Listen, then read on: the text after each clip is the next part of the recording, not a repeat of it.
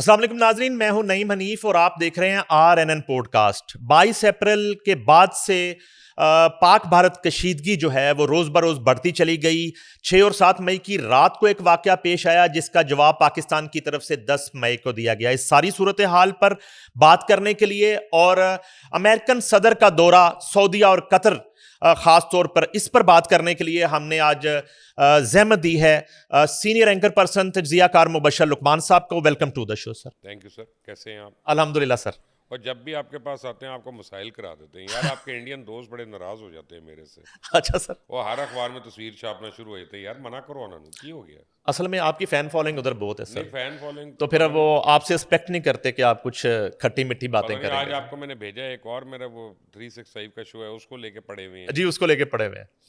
अच्छा सर, जंग खत्म हो गई है या अभी खतरात हैं? कौन से खतरात? इंडिया के लिए खतरा है। इंडिया ने जंग खत्म कर दी है, वो नहीं आ सकता दोबारा। आप देखें कल मोदी गया है, वो कौन सा उधमपुर बेस, कौन से बेस पे गया है कि जी ये बेस सही है, मैं आपको दिखा रहा हूँ। एयरफोर्स के बेस पे गया है। एयरफोर्स का चीफ नहीं था उसके साथ, ठीक है ना। अब वो खुद नहीं गया मोदी के साथ या मोदी नहीं लेके गया, दोनों सूरतों में आपको पता चल जाना चाहिए अंदर क्या खिचड़ी पक रही है। बल्कि अभी ये हुआ है कि 2 दिन पहले राफेल के जो पायलट्स हैं उनका एक स्क्वाड्रन है गोल्डन एरो, उन्होंने मिल के एयर चीफ को मारा है एयर हेडक्वार्टर्स में, और उनको 4 बंदों को अरेस्ट कर लिया गया। और इसलिए वो कहते हैं कि जी हमें रोका इसने, वरना हम तो हमला कर रहे थे।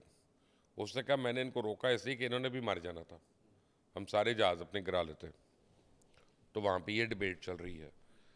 इस 300 से 500 सिख सोल्जर्स हैं जिनको अलग कर लिया, उनको अरेस्ट कर लिया। अब उनका प्लान करें कोर्ट मार्शल करना कि इनसबॉर्डिनेशन का उनके ऊपर है।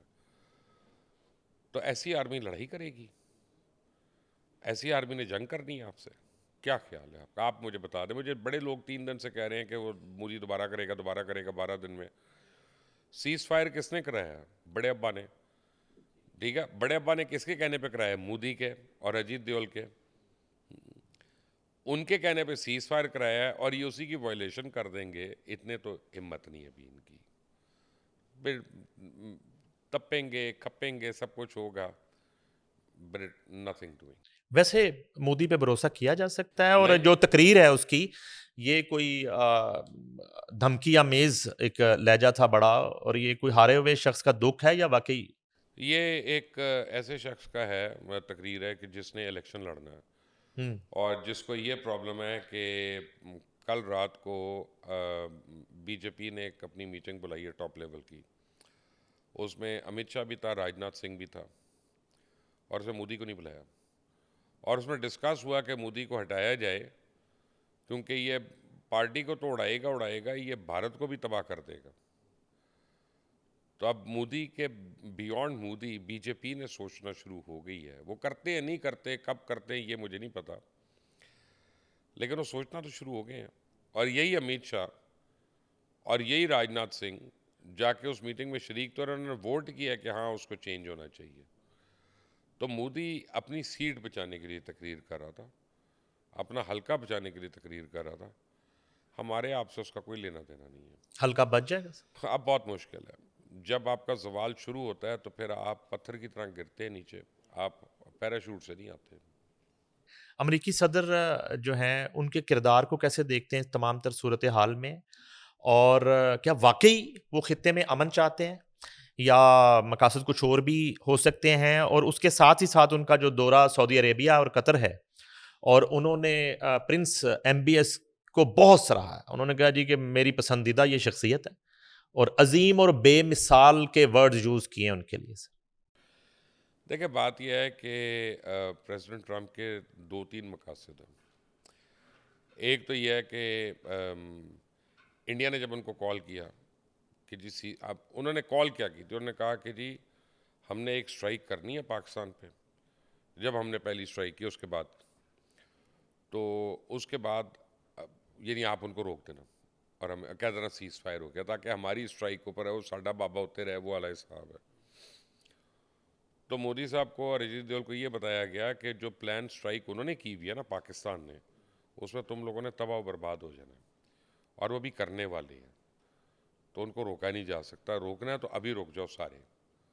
तो फिर ये सीज फायर का डिसाइड हुआ और ट्रम्प के दो फायदे हो गए। पहले उसने कहा था कि भाई इनकी 1500 साल पुरानी लड़ाई है, खुद ही मसला हल करेंगे, हम कैसे बीच में पड़ेंगे। अब बीच में पड़ गया, क्योंकि पहले उसका ये ख्याल था कि पूरा चाइनीज़ वेपनरी और यूरोपियन वेपनरी आमने सामने ज़रा देखते हैं कौन चीज किसको पलड़ा है। उसके जहन में यूक्रेन और रशिया की जंग थी कि ज़रा लंबी चलेगी तो फिर देखते हैं।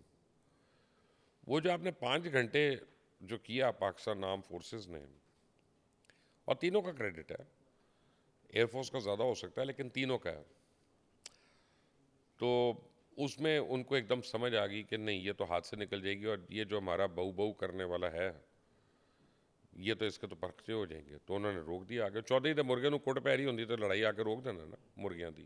दूसरी चीज़ ये थी कि फ्रेंच जहाज़ भी फेल करा दिए, इजरायली ड्रोन भी फेल करा दिए, रशियन डिफेंस सिस्टम भी फेल करा दिया, ब्राह्मोस भी फेल करा दिए।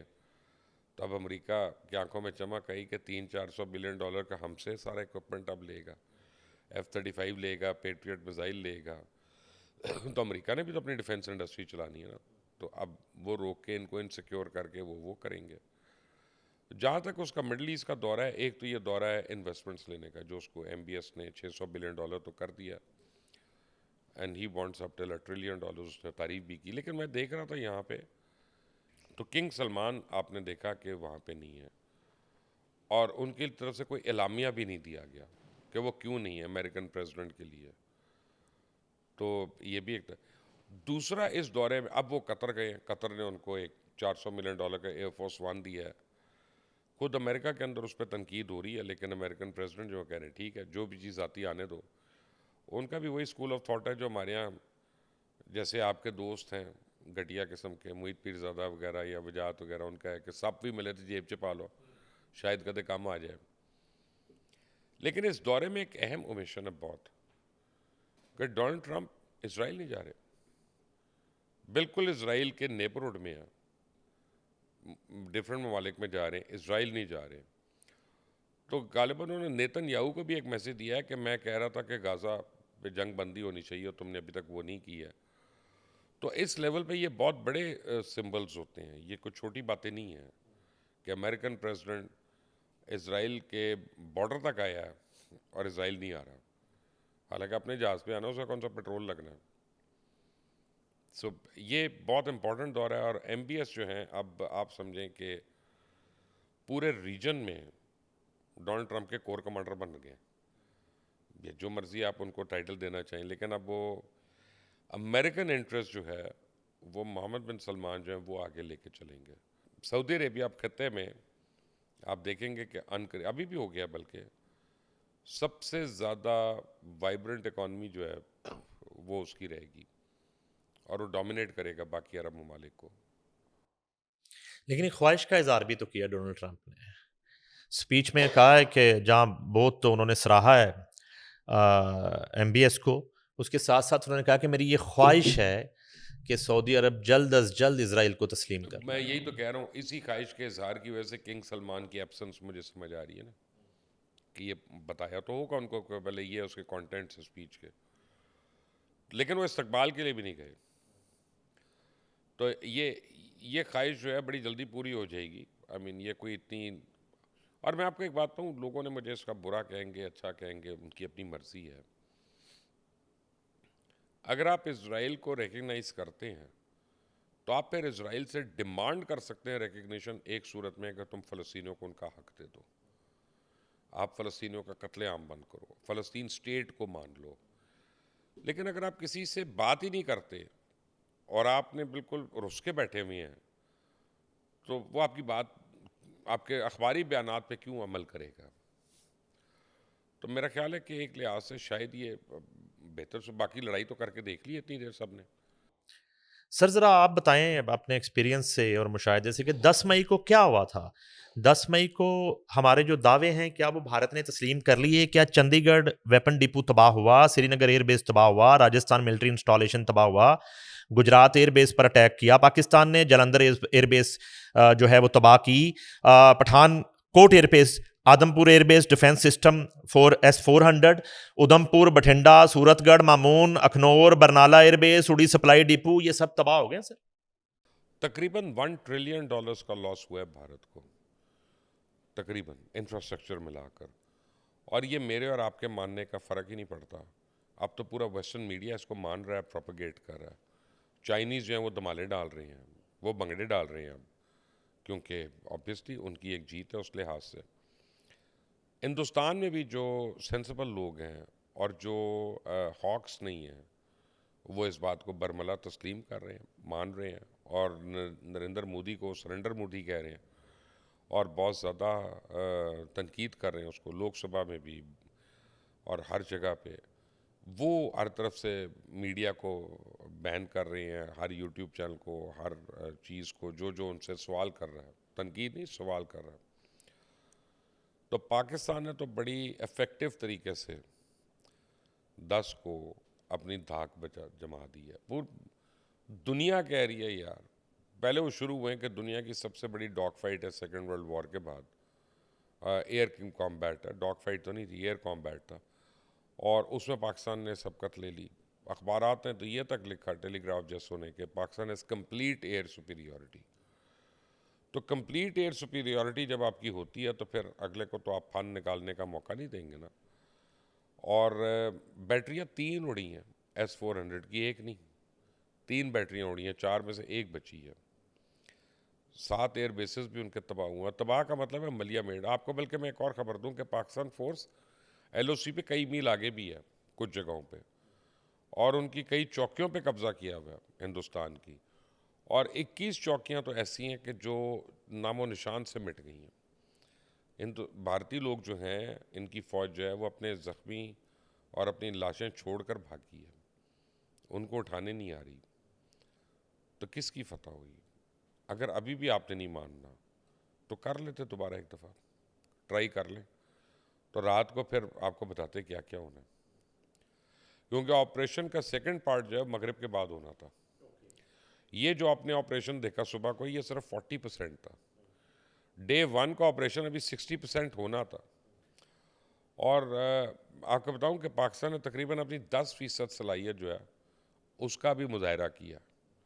10% सलाहियत में उनके जैम करना, ग्रिड सिस्टम स्टेशन को उड़ाना, डैम्स को हैक करना, वेबसाइट्स को, ये 10% है अभी। तो इमेजिन अगर पाकिस्तान 100% पे लड़ाई कर रहा होता। आपको मैं एक और बात बताऊँ, मैंने पिछली बार ही आपके पॉडकास्ट पे कहा था ना कि मैंने अपने फादर की यूनिट में जाके एनलिस्ट कर दिया। मैंने CO को बताया, आप लाहौर में आप ज़रा पता करें यार, कोई आर्टिलरी की यूनिट ही नहीं मूव हुई लाहौर में बाहर। इन्फेंट्री की जो थी अपना बॉर्डर पे वो थी, या वो फील्ड यूनिट्स होंगी, इनको पता था कि हमने रोक लेना है इतने से ही। आपकी ट्रूप मूव, आपने पूरे लाहौर में कोई आर्मी की मूवमेंट देखी है? आपने कसूर में आर्मी की मूवमेंट देखी है? आपने GT रोड पे, मोटरवे पे कोई यूनिटों को देखा है मूव होते हुए बॉर्डर की तरफ जाते हुए पिछले 10 दिन में? तो वो कहाँ हैं? वो अपनी अपनी जगहों पे हैं। क्यों? उनको पता था जितनी हमारी बॉर्डर पे है स्ट्रेंथ, हम रोक लेंगे बड़े आराम से। उनको इससे ज़्यादा की ज़रूरत पड़ेगी तो आ जाएंगी, और खुदा न खास्ता ज़रूरत पड़े तो आपने इतना क्रिपल किया दुश्मन को, और दुश्मन की पूरी मूवमेंट्स आप 10 दिन से फॉलो कर रहे हैं कि जी गांव खाली कराए जा रहे हैं, और वो फला कोर उधर आ गई तो वो डेव उधर चली गई, तो ये हो गया तो वो हो गया। इधर अमन शांति, इतने कॉन्फिडेंट। देखें, जो वेस्टर्न मीडिया आपको क्रेडिट दे रहा है ना, वो सिर्फ जंग का नहीं दे रहा, वो 2 और चीज़ों का दे रहा है। वो कहता है जो अफवाज पाकिस्तान ने कैरेक्टर दिखाया और जो डिसिप्लिन दिखाया इस जंग में, वो भी पढ़ाया जाएगा आने वाली नस्लों को। वो तो विदाउट कैरेक्टर करते रहे। उन्होंने तो मस्जिदों पे बम मारे हैं, उन्होंने तो विक्टोरिया अस्पताल बावलपुर पे बम मारा, कितने से हमारे छोटे बच्चे बेचारे शहीद हो गए। रहीम यार खान एयरपोर्ट पे मारा, रहीम यार खान एयरपोर्ट को तो जान के मारा उन्होंने। ये तो उन्होंने UAE को मैसेज दिया है कि तुम लोग पाकिस्तान की इतनी दोस्ती का दम भरते हो, देखो हम क्या करते हैं, हाल तुम डरो हमसे।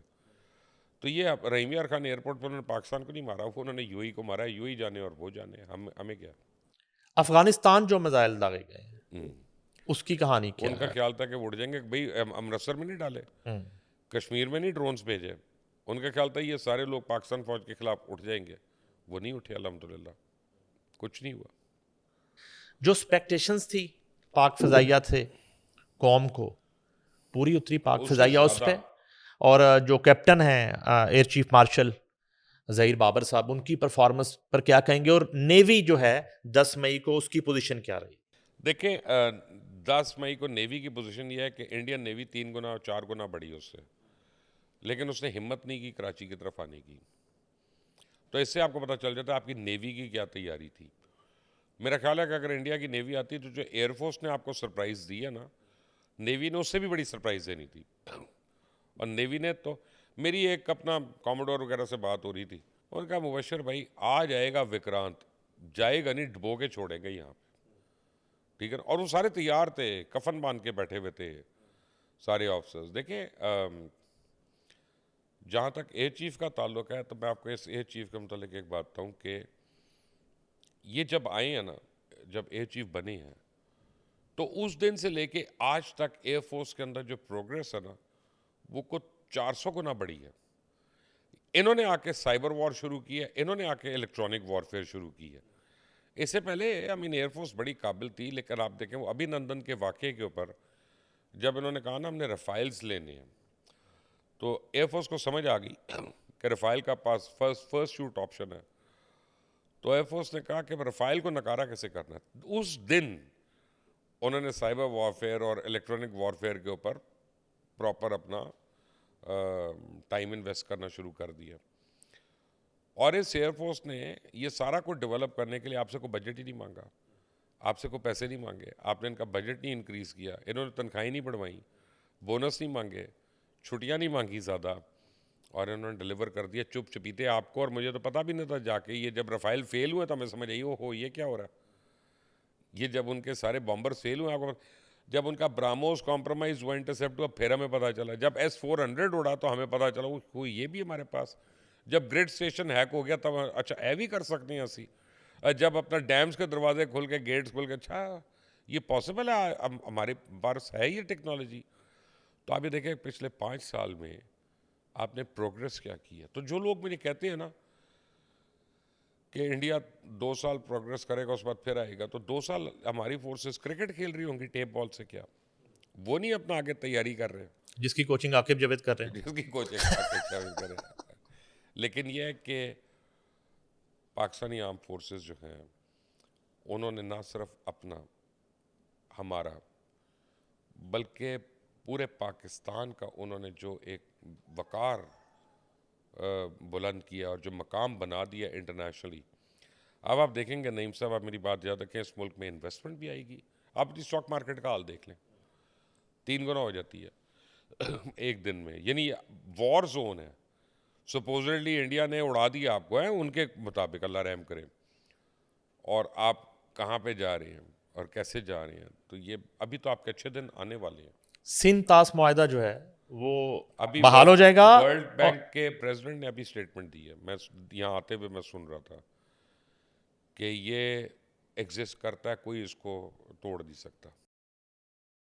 एक बात जो अमेरिकन सदर ने की है वो हमारी तवक्कुआत से बिल्कुल बालातर है। उन्होंने इस तमाम तर इशू में कश्मीर का जो पॉइंट है वो उठाया है। उसको कैसे देखते हैं? ये बड़ा खुशाइंद है पाकिस्तान के लिए देखिए और दो ये बात बड़ा तकलीफदेह है नरेंद्र मोदी के लिए और नहीं, उसकी मौत है, हुकूमत के लिए, मौत है। मौत है। देखिए दो चीज़ें हैं, डोनाल्ड ट्रंप की ट्वीट्स में और मुतअद्दिद उसने जो स्पीचेस की उसमें दो चीज़ें हुई हैं जिसकी वजह से इंडिया जो है वो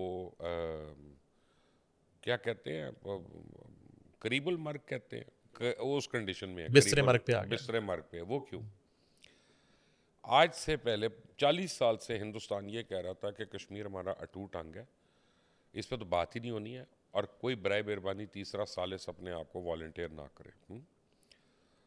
आज वो हो गया, कश्मीर पे बात भी हो रही है, सालिस भी आ गया, तो इंडिया की 40 साल पुरानी डिप्लोमेसी जो है वो फेल होगी। दूसरी चीज़, अमेरिका जो है पाकिस्तान का जब भी जिक्र करता था तो पाकिस्तान नहीं कहता था, एफ-पैक पॉलिसी थी, अफगानिस्तान पाकिस्तान, अफगानिस्तान पाकिस्तान। और हिंदुस्तान इसी में खुश था कि जनाब वो वन अप, बल्कि वो आलमी लीडर से कहते थे जैसे इंडिया आना है, कहती एक शर्त पे आओ कि पाकिस्तान नहीं जाओगे, स्टॉप ओवर नहीं करोगे वहाँ पे, या इधर आओगे और फिर वापस जाओगे, फिर जाना उधर से आके इधर मत आना। वो इतने ये नहीं हुए थे अपने नशे में। तो 2 बार उसने कह दिया India and Pakistan, India and Pakistan, और उन्होंने कहा दोनों की लीडरशिप बड़ी विजनरी है, उन्होंने कहा दोनों का मैं खाने पे बुलाऊंगा, दोनों से मैं ट्रेड करूंगा। अब इंडिया और आपकी पैरिटी होगी, तो इंडिया ने जो अपने आप को यहाँ पे रखा हुआ था वो एकदम से नीचे आ गया, और पाकिस्तान जिसको यहाँ नीचे लोगों ने रखा हुआ था वो यहाँ पे आ गया। अब एक बराबर है, आओ बराबरी की सतह पे बात कर लो।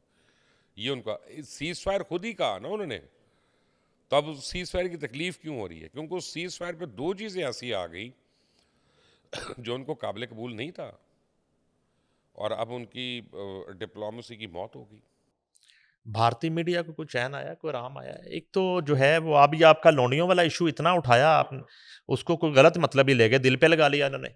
और उसके बाद जो है अभी वो खत्म नहीं हुआ था, 2 दिन से वो जो है ना रेशम उनके असाब पे सवार है। वो रेशम ने कह दिया हमारे शो में कि अच्छा, ये जवाब था उस चीज़ का कि जब वहाँ पे एक एंकर खड़ा होकर ये कहता है कि मुझे पाकिस्तानी चीफ का सर ला के दो, एक रिटायर फौजी वहाँ पे इस तरह की गुफ्तगू करता है, below the belt loose talk करता है। कितना बकवास कर जी सर। तो उसके बाद जो है उन्होंने कह दिया रेशम ने कि मुझे जो है वो अगर एक खून माफ हो तो मैं मेजर गौरव आर्या का खून करूंगी। आपने वो उलमा से मशवरा मांगा, तो वो आप और रेशम बहुत डिस्कस हो रहे हैं इंडिया में।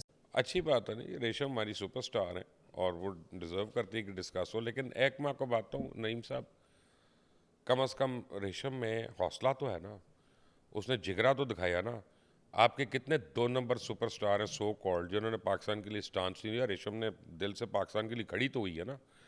मैं तो उस बच्ची को सलाम करूँगा इस बात पे, ठीक है ना। तो आई मीन कम से कम उसने बताया तो सही ना कि उसकी रगों में कोई जानदार खून है, ठीक है ना। ये बाकी तो आपके खसी निकले माजत के साथ कि यार वो अदर को फिल्म मिल जानी है, तय मिल जाना, गाना ना मेरा बंद हो जाए। आपके तो क्रिकेटर्स देखे, क्योंकि उन्होंने वहाँ पे ESPN में नौकरियाँ करनी है, कमेंट्री करनी है, तो उनका यार वो ख़राब हो जाएगा। रमीज़ राजा कहाँ है जो इतना बोलता था? कहाँ है वसीम अकरम? कहाँ है वकार यूनस? कहाँ है इंजमाम उल हक? कहाँ है यूसुफ मोहम्मद यूसुफ और ये अज़हर महमूद, और पाकिस्तान से आके 60-60 लाख रुपया महीने की जो पैसे ले रहे हैं अभी भी, उनकी आवाज़ नहीं निकली यार, ठीक है ना। नहीं देखें, ये तो ये को लड़ाई है, ये जंग है, ये और ये हमारा मुल्क है, हमने खड़े होना है अपने मुल्क के लिए। तुमने हमारे से बात करनी है बराबरी की सतह पे, तुम्हें अपनी फिल्में यहाँ भेजनी है, 100 दफ़ा भेजो, हमारी भी जाएंगी। तुमने अपनी क्रिकेट टीम को वहाँ पे खिलवाना है, 100 दफ़ा खिलाओ, यहाँ पे भी हमारी को भी खिलाना पड़ेगा।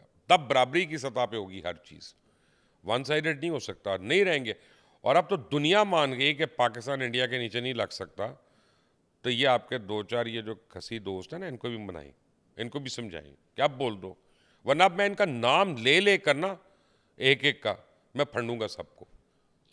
सब जब ये कहते हैं कि फनकार की सरहद नहीं होती और खेल की सरहद नहीं होती, तो अगर ये अफवाज पाकिस्तान इस फार्मूले पे आ जाए। वीरेंद्र सहवाग ने तो सरहद बना ली ना, रोहित शर्मा ने तो सरहद बना ली ना, वो जो है धोनी, उसने सरहद बना ली ना, विराट कोहली ने, करण जौहर ने सरहद बना ली ना, ये शाहरुख खान, आमिर खान, इन सारों ने सरहद बना ली ना। तो ठीक है, हमें क्या प्रॉब्लम है, हम क्यों नहीं बनाएंगे फिर? देखें, वो ठीक है, फनकार की सरहद नहीं होती या प्लेयर की सरहद नहीं होती, इसलिए कि उसकी जो कला है, उसका जो एक्सपर्टीज़ है, वो पूरी दुनिया में सराहा जाएगा कि विराट कोहली अच्छी शॉट खेलता है, हम उसको यहाँ पे अप्रिशिएट करेंगे, हम कहेंगे अच्छा प्लेयर है, बड़ा प्लेयर है। लेकिन अगर वो पाकिस्तानियों के खिलाफ बात करेगा तो हम एज अ पर्सन नहीं पसंद करेंगे उसको, हम एज अ प्लेयर नहीं उसको कह रहे कि वो छोटा है, लेकिन एज अ पर्सन नहीं काबिल कबूल हमें, ठीक है ना। अब जावेद अख्तर है, जावेद अख्तर कितना बड़ा पोइट है, लेकिन अगर कभी पाकिस्तान हुकूमत ने उसको वीज़ा दिया तो मैं खुद लड़ूंगा फ़ॉरेन ऑफिस से जाके, कैसे दें उसको वीज़ा जो जहर उगलता है पाकिस्तान के मुतल्लिक हर वक्त, क्यों हम उसको आने दें यहाँ पे? एग्री, ठीक है ना। मेरी तरफ से रेशम का 2 कत्ल माफ़ है, दूजा भी मैं दसता जावेद अख्तर भी। रेशम जी सुन लें, मुबशर साहब ने जो है ना वो बड़ा अप्रिशिएट किया है आपके स्टांस को और आपकी इस बहादुरी को। पाकिस्तान की बेटी है ना, जाहिर है पाकिस्तान की बेटी है ना जो बोली है। देखिए, उसको शहीदों का परवाह है ना, उसको हमारे बच्चे जो सरहदों पे लड़ रहे हैं उसका दर्द है ना, तभी बोली है ना, या कोई भी बोलेगा ना, सिर्फ वो तो नहीं है। तो जावेद अख्तर दी भी बोरी सवालो मतलब है नहीं होता तो साशे बनवाओ दे, साशे बना लो। अच्छा जी, कौम यकजा है सर, फौज के शाना बिशाना रही, अल्हम्दुलिल्लाह। कौम को कैसा पाया आपने? फख्र हुआ, बड़े अरसे के बाद मैं ये कह सकता हूँ पाकिस्तानी कहलाने पे फ़ख्र हुआ, और इज़्ज़त के साथ हम पाकिस्तानी कहला रहे हैं अपने आप को। और मैं हमारा 365 का दफ्तर जो है ना वो मेरे अस्पताल की बैक साइड पे है। तो वहाँ नीचे आपको पता है लंडा बाज़ार है सादा, जहाँ सेकंड हैंड कपड़े मिलते हैं। तो ऑब्वियसली आप समझ लें कि जो लो इनकम ग्रुप के लोग हैं वो आते हैं वहाँ पे। अब मैं पिछले जितने दिन से जा रहा हूँ, पहले नहीं होता था इतना, मतलब लोग देखते थे अच्छा वो जा रहे हैं, है ना।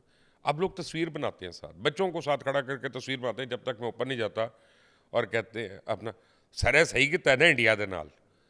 ये एक आम आदमी की फीलिंग है, वो सेलिब्रेट कर रहे हैं। मैंने छोटे बच्चों को देखा है हाथ में झंडे उठा के, फिर एक बच्ची को मैंने देखा उसने यहाँ पे माथे पे झंडा बनाया हुआ था पाकिस्तान का, और मैंने कहा ये क्या किया आपने, कहती है हमने हिंदू को मारा है। तो मैंने कहा अच्छा ठीक है, वेरी गुड। उसने मेरे साथ सेल्फी बनवाई। ये जज्बा है इस वक्त लोगों का। देखें, हम एक और मैं आपको बात बता दूं, हमें कोई पाकिस्तानी ना लड़ाई चाहता है, ना कोई पाकिस्तानी किसी को मारना चाहता है, बड़ा या बच्चा। लेकिन जब एक आदमी या एक मुल्क है वो कांस्टेंट हमें रिसीविंग एंड पे रखता है, यार उधर उड़ी पे हो रहा है तुम कह रहे हो हमने किया, पुलवामा पे हो रहा है तुम कह रहे हो हमने किया, पहलगाम पे हो रहा है तुम कह रहे हो हमने किया, वो पागल हो गए हो। अब मान गए हो ना कि इंटरनेशनली उसकी तफ्तीश करा लेते हैं, तो भाई पहले करा लेते यार, तुमने अपने इतने बंदे ज़रूर मरवाने थे। दोनों साइडों पे तुमने कोई बंदे तो मरवाए ना, हमारे भी शहीद हुए, ऐसी बात तो नहीं, चलो कम हुए होंगे लेकिन हुए तो है ना। क्यों? ऐसे लोगों के साथ जंग का मज़ा आता है और उनको मारने का मज़ा आता है कि ये मोदी जैसे पता कौन लोग हैं, वो साढ़े पंजाबी कहते ए इज्जत ही होती कर देने जरा इनू बेइज्जत करे, वो इज्जत से उससे बात करो, उसको समझ ही नहीं आती। आप हमारे प्राइम मिनिस्टर की स्पीच देखें, मैं तो शहबाज शरीफ का वोटर नहीं हूँ, मैं तो नहीं उस तरह का फ़ैन नहीं हूँ जिस तरह नून लीग वाले, लेकिन शहबाज शरीफ साहब ने बहुत एक ठहराव के साथ तकरीर की। नज़र आ रहा था फटीक के, पता नहीं कितनी रातों के जागे हुए हैं, कितना अंडर प्रेशर हैं, फटीक्ड हैं, और उन्होंने टाइम लिया अपना, हर एक का शुक्रिया अदा किया, उन्होंने सब कुछ किया, और उन्होंने किसी को धमकी नहीं दी, उन्होंने किसी को दो नंबरी की वो उस तरह की बात नहीं की। उन्होंने अपनी कौम को सराहा, उन्होंने चाइनीज़ को सराहा, उन्होंने अपने दोस्तों को सराहा।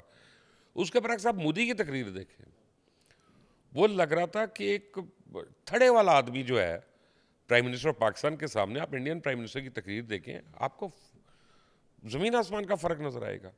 और मज़े की बात है, ना आप और ना मैं, हम दोनों शहबाज शरीफ के वोटर नहीं हैं। नो, मैं तो नहीं हो सकता, कभी भी मैं नहीं हूँ, कम अज़ कम हो नहीं सकता, क्या नहीं कह रहा, हो नहीं। उसके बावजूद हम ये कहने पे मजबूर हैं कि हमें फ़ख्र है हमारे प्राइम मिनिस्टर ने इतनी तहम्मुल के साथ तकरीर की।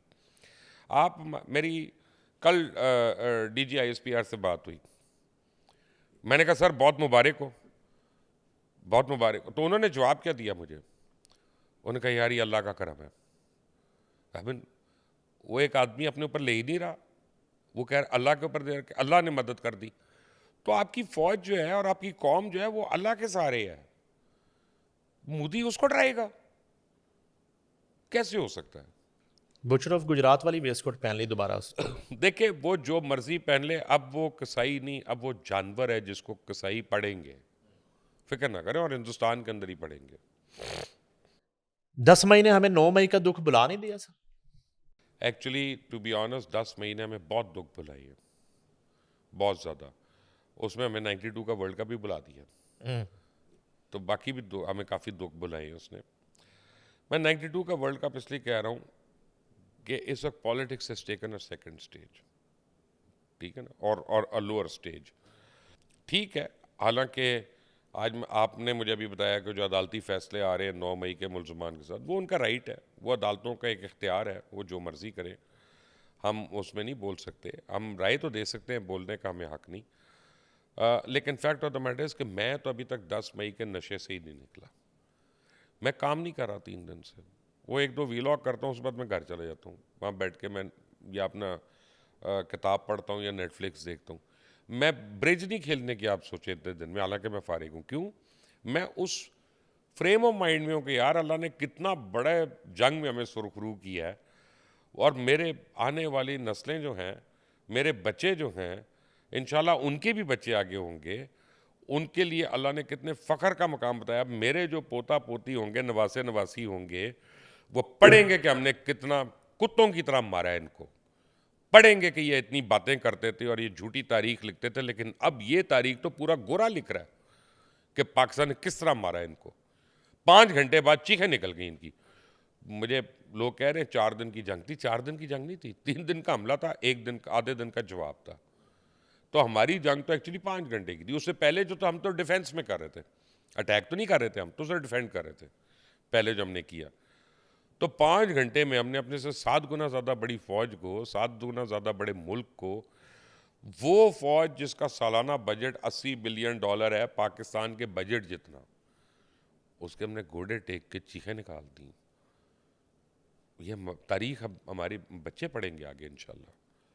सर आखिर में बीइंग ए सीनियर जो है, ये साफ्ती सोल्जर्स ने जो लड़ाई लड़ी है, सारी सारी रात जो है आपकी टीम और बाकी लोग, और उसमें एक कैमरामैन भी है, उसमें एक टेक्नीशियन भी है, उसमें एक एनएलई भी है, एडिटर भी है, और ये लोग कई रातें सोए नहीं है, इनके लिए क्या कहेंगे? देखें, बात यह है कि ये चाय बनाने वाला जो है, ये हमें चाय ना दे, सही चाय ना दे तो हम फंक्शन नहीं करते, ठीक है ना। तो हर एक को अल्लाह ताला ने अपने अपने हिस्से का रोल डालने का, हिस्सा डालने का एक मौका दिया। मैं तो इसको ये देखता हूँ कि इस वक्त आप ये देखें, सिर्फ हम साफियों की क्यों तारीफ करें, मैं दुकानदारों की क्यों ना करूं, रेडी वालों की क्यों ना करूं। किसी ने रेडी नहीं बंद की, किसी ने दुकान नहीं बंद की, हमला हो रहा है, ड्रोन्स आ रहे हैं, वो शटर डाउन करके बाहर देख रहा है कि यार की हो रही है अंदर। देखिए आप इस कौम ने किस तरह से जंग लड़ी। इस कौम का एक एक फर्द जो है वो काबिल तहसीन है। इस कौम का एक एक फर्द, एक एक औरत, एक एक बच्चा जो है वो सलूट के काबिल है। क्यों?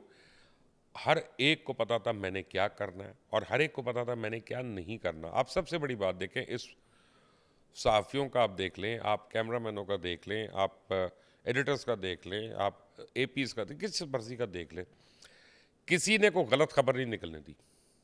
विजिलेंट रहे हैं सारे। मेरा ख्याल है पूरे जंगी माहौल में 10, 12, 15 दिन में शायद 1 या 2 बड़ी खबरें होंगी जो हमारे किसी चैनल पे को गलत निकली होंगी या सही नहीं होंगी, लेकिन मोर और लेस 99% पाकिस्तान मीडिया ने बहुत सेंसिबल रिपोर्टिंग की है। और मैं और आप रिपोर्ट नहीं कर सकते अगर हमारी टीम में अपना छनकने हो, ठीक है। अगर वो घुंघरू हो तो फिर हम भी बचेंगे ही ना, सिर्फ हम रिपोर्ट तो नहीं करेंगे जैसे वहाँ पे हो रहा है। उनका अब इस्लामाबाद पे आजाद कब्जा हो गया, अगले ने सोचा नहीं मैं खारियाँ पे कर लेता, उन्होंने खारियाँ पे कर लिया। तीसरे ने कहा मैं कुछ ज़रा बड़ी बात कर, तो उसने कराची का पोर्ट ही तबाह कर दिया।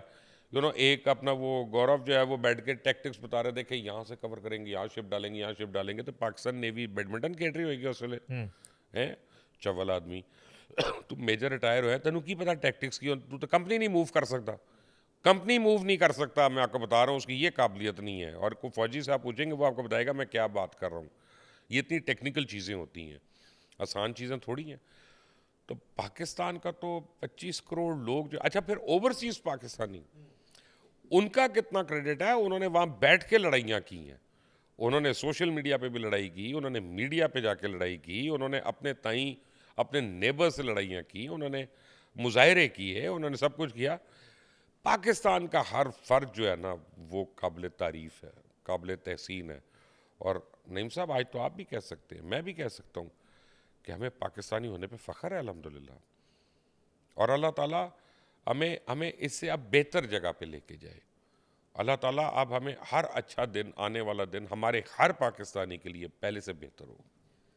सन ऑफ बुथ शिकन दबंग मुबशर लुकमान हमारे साथ मौजूद थे। उनसे हमने 10 मई का अहवाल भी जाना और उसके साथ ही साथ उन्होंने अफवाज पाकिस्तान की परफॉर्मेंस को बेपना सराहते हुए 10 मई के दिन को तारीख साज दिन करार दिया, इस अज़म के साथ कि भारत कभी पाकिस्तान की तरफ मैली आंख से देखने का सोच भी नहीं सकेगा।